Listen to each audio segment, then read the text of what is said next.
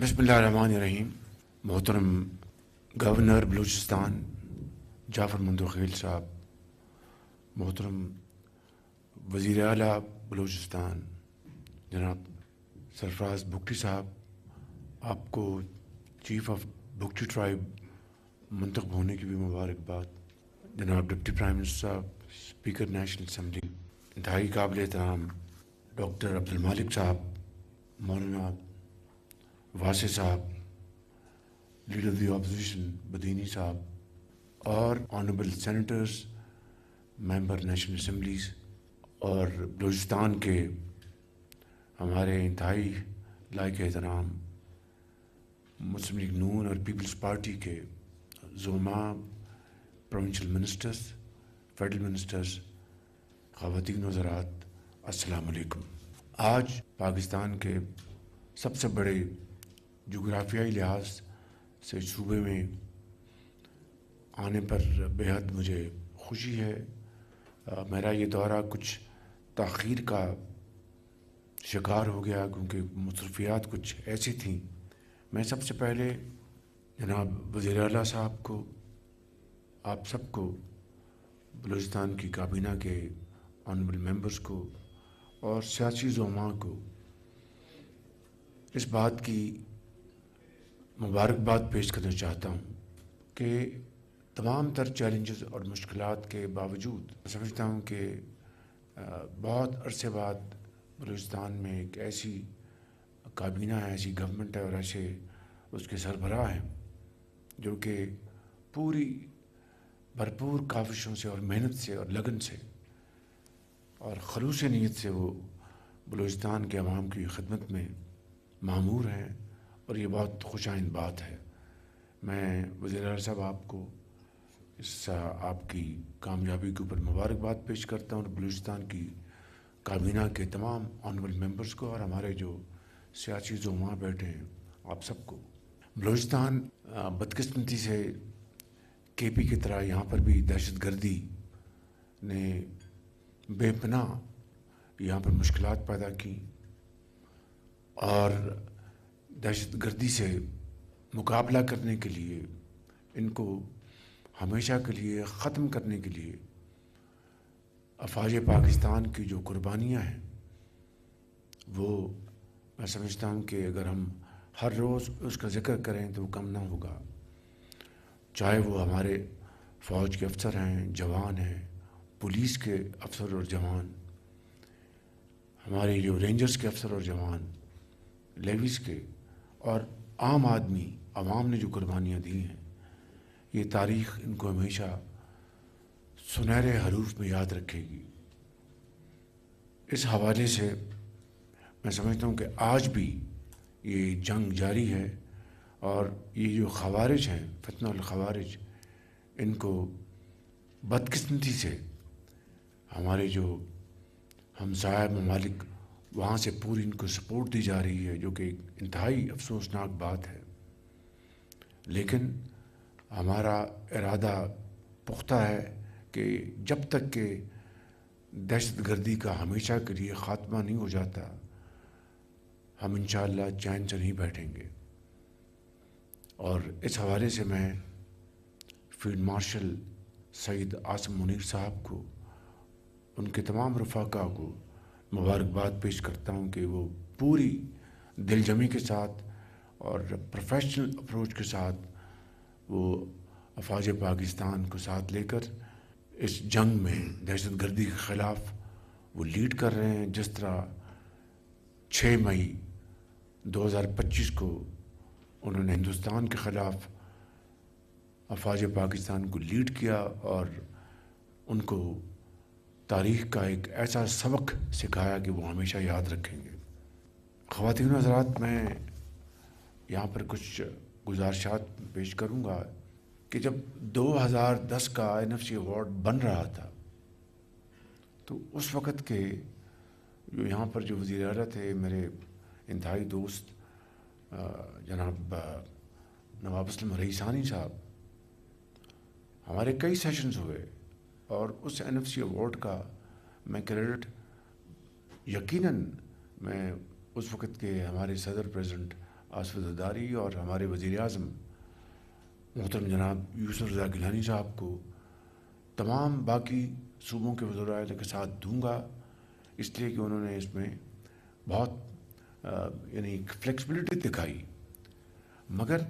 میں جو بات کرنا چاہتا ہوں کہ اسلم ریحانی صاحب کا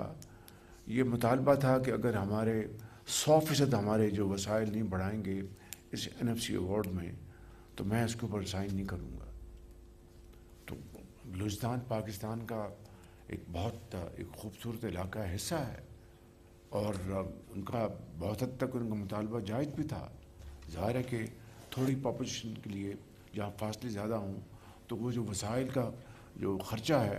وہ ان علاقوں کے مقابلے میں بہت زیادہ ہوتا ہے جہاں پر گنجان آبادیاں ہوتی ہیں اور فاصلے کم ہوتے ہیں۔ تو ان کا مطالبہ پورا کرنے کے لیے الحمدللہ پنجاب نے لیڈ لی۔ یہ بات میں انتہائی عاجزی اور انکساری سے کر رہا ہوں کہ یہ ایک ہمارا فرض تھا جو اپنے بلوچ بھائیوں اور بہنوں کے لیے ہم نے ادا کیا، اور آج تک چونکہ وہی NFC ایوارڈ چلا آ رہا، آج تک وہ وسائل جو ہیں اسی حساب سے بلوچستان کو مل رہے ہیں۔ اور میں اگر یہ کہوں کہ 11 ارب روپے سالانہ پنجاب نے اپنے حصے سے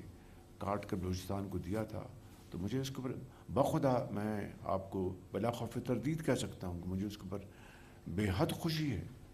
اور آج اس ایوارڈ کو ہوئے تقریباً 16 سال گزر گئے، 250 ارب روپے پنجاب نے اپنے حصے سے دیے۔ مگر جب بھائیوں کی بات آتی ہے، خاندان کی بات آتی ہے، تو وہاں پر حصہ وصہ نہیں ہوتا، وہاں پر مشاورت کے ساتھ اور بھائی چارے کے ساتھ وہ ملتے ہیں، بیٹھ کے فیصلے کرتے ہیں۔ تو یہ میں سمجھتا ہوں کہ محبت میں، اس ماحول میں، اور باہمی اتفاق وفاق کو مضبوط کرنا ہے، اور صوبوں کے درمیان جو تفاوت یا فاصلے ان کو ختم کرنا ہے۔ اسی طریقے سے اب NFC ایوارڈ کی دوبارہ اب کانسٹیٹیوشن ہوئی ہے، اس کی کمیٹیز میٹنگ کر رہی ہیں۔ آج جو انشاءاللہ ہم جو افتتاح کرنے جا رہے ہیں، سنگ بنیاد رکھنے جا رہے ہیں، یہ کراچی چمن روڈ کا 4 لین جس کو آپ خونی روڈ کہتے ہیں، یہ 300 ارب روپے کا یہ منصوبہ ہے، اور 100% یہ منصوبہ وفاق اس کو لیکن وفاق نہیں پاکستان کے 24 کروڑ عوام، اور وہ کس طرح وہ جو اپنا ہر 2 ہفتے بعد جو تیل کی قیمتیں عالمی منڈیوں میں جو اوپر نیچے جاتی ہیں، اس کے حساب سے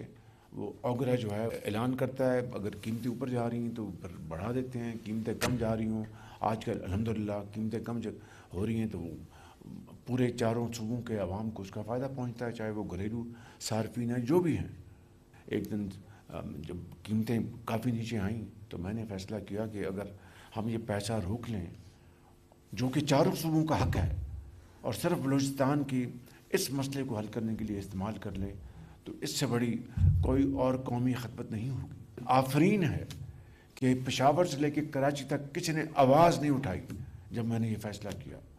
اور یہ وہ طریقہ ہے کہ جس سے ہم الحمدللہ یہ کراچی سے آپ کے چمن تک بہترین سڑک ہوگی، جہاں پر لوگوں کے جو بچوں اور بچیوں کے حادثے ہوتے تھے وہ ختم ہوں گے۔ آپ 18 گھنٹے میں سفر جو آپ کا 6 اور 8 گھنٹے میں مکمل ہو جائے گا۔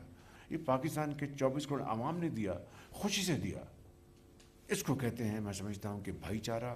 اس کو کہتے ہیں محبت، اس کو کہتے ہیں کہ قومی یکجہتی۔ پاکستان کا وہ صوبہ ہے بلوچستان جہاں پر 5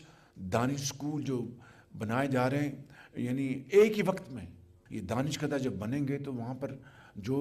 ایسی جو تعلیم، اور وہ دانش اسکول ان کے لیے ہیں جو غریب ترین گھرانوں سے بچیاں ہیں، جن کے بچے اور بچیاں انتہائی قابل ہیں، چاہے وہ مولانا واسع کے قلعہ سیف اللہ سے ہوں، یا ڈاکٹر صاحب کے علاقوں سے ہوں، یا جو بھی جہاں پر وہ اسکول بننے اور بھی بنیں گے، مگر غریب ترین بچے اور بچیاں جن کے پاس وسائل نہیں، ان کے لیے دانش اسکول ایسی حیثیت رکھتے ہیں کہ جہاں پر وہ اپنا فارغ التحصیل ہو کر پاکستان کے عظیم معمار بنیں گے، اور یہ دہشت گردی کا خاتمہ ہوگا، ان کی سوچ میں بہترین اس میں اضافہ ہوگا۔ تو میں سمجھتا ہوں کہ یہ وہ انیشیٹوز ہیں جس کے لیے ہم سب مل کر رہے ہیں۔ یہ ہمارا فرض ہے کہ ہم صوبوں کے ساتھ مل کر، اور خاص طور پر ایسے صوبوں کے ساتھ جن کے وسائل کے چیلنجز ہیں، جن کے فاصلے بہت زیادہ ہیں اور ان کے لیے وسائل ان کو بہت زیادہ چاہیے.